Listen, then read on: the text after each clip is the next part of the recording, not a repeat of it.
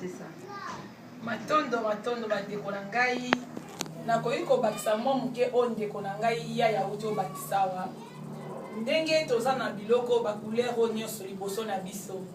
Donc biso na bundu ya Congo soko oza mpe awa te na kati ya bokongo okoyeba no mpe ntina nango te, okotambolaka na yo mpe ata omoni no couleur ya bleu oyebi no mpe ntina nango te, me mutu asalaka eloko ye ayebi. D'après ngai na kati ya bokongo nayekoli bacouleur oyo ntango nyonso napesaka yango valeur nango. Soki na milatisi na couleur ya bleu nayebaka ntango wana nazosalela bonzambe na ngai. Soki nalati ndenge nalati rouge ya bomoni ngai seke nazosalela pouvoir na ngai etanke kesa ya bundu ya Congo. Yango wana na kati ya bundu ya Congo biso toa bato kobetaka masolo te, me biso totalaka one mwana nsembe na ngonga oyo akomeli biso totanga toyekola po tozala bato ya bwania. Yango wana biso na kati ya bundu ya Congo tozali kotanga ye na bokebi nyonso mpe tozali kososola ye.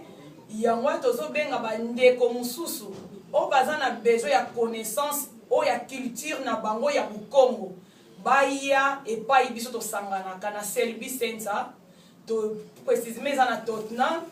Yango nde zikwa ya bundu ya Congo oyo ebengami na Congo zikwa ya mfumu Kimbangu. Baya wana elongo na biso tokovanda tokoyekola biloko nyonso elongo mpo ngonga ezali moke.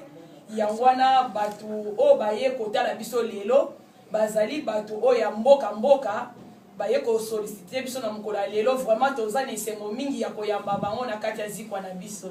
Tokosenga bango mokolo mosusu bazongela biso mpo na ntango ya molai. Matondo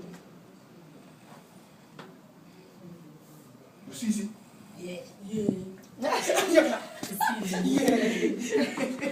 Bilo mwana esili. Esili na te. Please.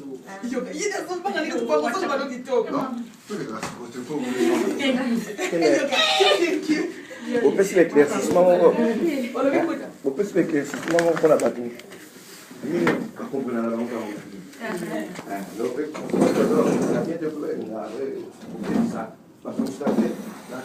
Connaissance sur ça dans votre compagnie. On va attendre les jours. Je vais vous expliquer la voilà. Et puis ça me